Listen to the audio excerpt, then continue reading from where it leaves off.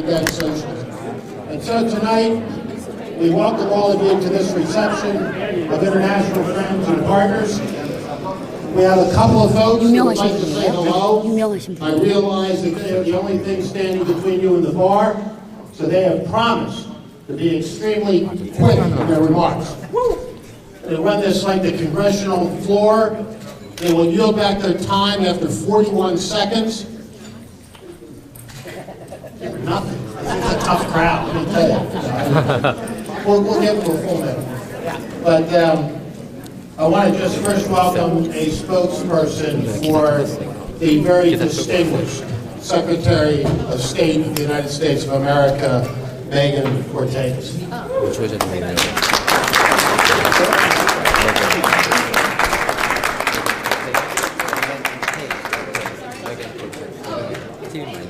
Megan Cortez.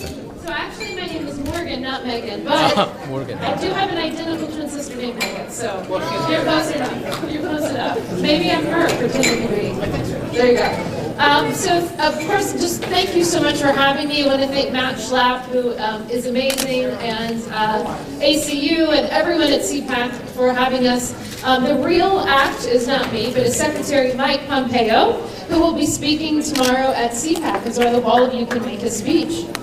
Secretary Pompeo is going to talk about a few things tomorrow in the speech, so just to preview it. One is that one of the themes of our speech is everything from a foreign policy perspective that they said that we couldn't do. So it's everything that President Trump promised, everything that he's delivering on, and everything that the foreign policy establishment and that the groupthink establishment in Washington said we could never do. When you think about things like if we move the U.S. Embassy to Jerusalem, which is the law of the land, that we have the U.S. Embassy in Jerusalem, and we didn't do that for how many presidencies? For 20 years? So Secretary Pompeo will be going through all of the things that they said that President Trump could never do as it relates to our foreign policy or our diplomacy overseas. We'll also talk about the 3 R's of Trump foreign policy: realism, and restraint, and respect. And that's what guides everything we do. We will, of course, preview a very big announcement that the President will have this weekend and Secretary Pompeo will have as it relates to a peace deal in Afghanistan. So, while many of you probably know me from my time at Fox News before I went to this administration, this has been, the past year has been the proudest moment of my life to represent and serve Secretary Pompeo and President Donald J. Trump. Thank you for having me. Thank you, Morgan. Please give my best to Megan. And we have two distinguished members of the United States Congress with us tonight. And I want to welcome first Congressman Doug Lamborn from the great state of Colorado. Welcome, and I know you know all about those conflicts. Hey, thank you for putting this on. Isn't CPAC great? Well, it's a pleasure to be here. My name is Doug Lamborn. I represent the beautiful and conservative district of Colorado Springs, Colorado. I've always been a strong supporter of Israel. That's what I'm going to spend a couple moments talking about because of my faith. Throughout my time in Congress, I've worked hard to bolster cooperation and friendship between these two great countries. I'm honored to be the co-chairman of 2 of the caucuses in Congress, the Republican Israel Caucus and the Israel Allies Caucus that support a strong relationship with Israel. I'm also co-chairman, because I'm on the Armed Services, of the Missile Defense Caucus. And I've worked real hard, among other things, for Iron Dome. I think you've heard of Iron Dome. It was my amendment that doubled the funding to $200 billion a year when we first started using taxpayer dollars to good effect to help them develop and build Iron Dome. Now, Barack Obama tried to limit funding for Israel military purposes, but Republicans year after year would fight back against that. On the Armed Services Committee, I've also worked to do anti-tunneling legislation and funding. That's a huge problem where people tunnel in from the other side of the wall or fence or border to kill or kidnap Israeli citizens and soldiers. And now we're also working on another cooperative agreement, anti-drone and directed energy development. Think of lasers. Think of Iran sending drones or missiles over to Israel that they're going to eventually, soon I hope, God willing, they can shoot them down with lasers. So I've also worked hard on anti-Semitism. My bill, the Taylor Force Act, you may have heard of that, was signed into law by President Trump, and this denies money to the Palestinian Authority when they pay money to terrorists who are in prison, or if that terrorist was killed carrying out his terrorist act, to the surviving family. And the PA would give more money depending on how many Jews had been killed by that terrorist. A horrible incentive that we stopped with the Taylor Force Act. So, to have democracy in the Middle East, you need a country like Israel that respects democratic values. And I so applaud President Trump and Mike Pompeo for one thing, for this agreement, this deal that they've come up with, if all the parties agree to it, to ultimately protect the borders of Israel even better and not disrupt settlements or Jewish homes.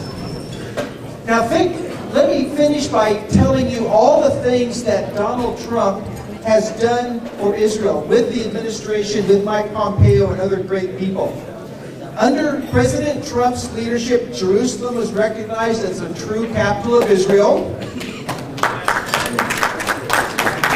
The U.S. Embassy was moved from Tel Aviv to Jerusalem.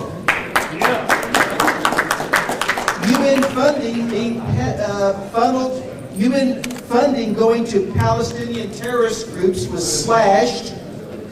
All U.S. funding to the PA that I just described that was going to the families of terrorists, that has been stopped by you, the U.S. taxpayer, funding that. The Golan Heights was recognized as part of Israel, and the Palestinian Authority was kicked out of Washington, D.C.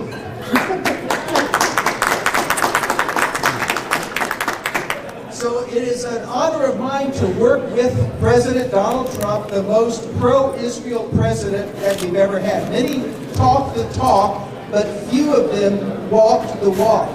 They would always say on the campaign trail, yeah, I will move the embassy to Jerusalem, and they never did. Because the State Department would tell them, oh, it'll cause too much trouble, it'll rock the boat. So they would all find a way out of that. Now, Mike Pompeo doesn't do that anymore, and even if he did, President Trump wouldn't listen to him. This is a great administration. We are so privileged to be working with these great supporters of Israel. I think your supporters of Israel also. Let me finish by saying this. It says in the book of Genesis, if you're a believer, that this will mean a lot to you.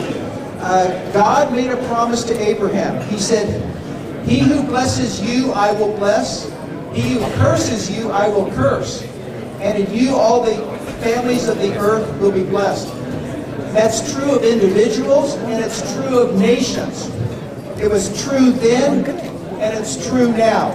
So America is great, I think, in part because we support Israel, and maybe always do that. God bless Israel. God bless America. Thank you, Congressman. What we're going to do is I'm going to ask one more member of Congress to speak briefly, and then we're going to take some time for you to enjoy the libations and food here, but then we'll have one more quick moment together because a couple of our international partners are here, including folks who have held international CPACs in Japan, in Australia, and in my native Brazil. So I don't want anybody to leave before we hear from my Brasileiro friends, or from my Aussie friends, or from our Japanese partners. But before we do that, Congressman Adrian Smith from the great state of Nebraska, just next door to Secretary Pompeo. It's great to have you with us. Thank you for being here. Thank you very much. It's great to join you here this evening. I represent one of the most rural districts in America, and I am proud to say that as the the co-chair of the U.S.-Japan caucus in the House, that we can celebrate an even stronger relationship with Japan now. Japan and the U.S., two of the three largest economies in the world. And we've had a close commercial relationship over the last many years, but now it's even closer because of even more trade ties. You know, Americans buy some Japanese beef, Japanese buy some American beef. Everyone eats more beef, that's a good thing, especially for my district. And so there we go. Now, it's great to celebrate these relationships that build on freedom, that more trade means more freedom, where consumers benefit and our countries can continue to thrive as a result of our consumers having more choices and the marketplace being stronger than ever before. So I salute CPAC and all of you for your engagement here. It's fun to see the enthusiasm, and especially around the world. And that's why we're gathered here this evening at a reception such as this, because freedom is spreading around the world through organizations like CPAC. I'm grateful to be a part. Thank you so much. Please take a few minutes, enjoy, as I say, the food and drink that's here. We'll get together in a couple more minutes because there are some folks that I know you'll want to hear from. So please be here, give them your rapt attention, and let's have a good evening together. Thank you.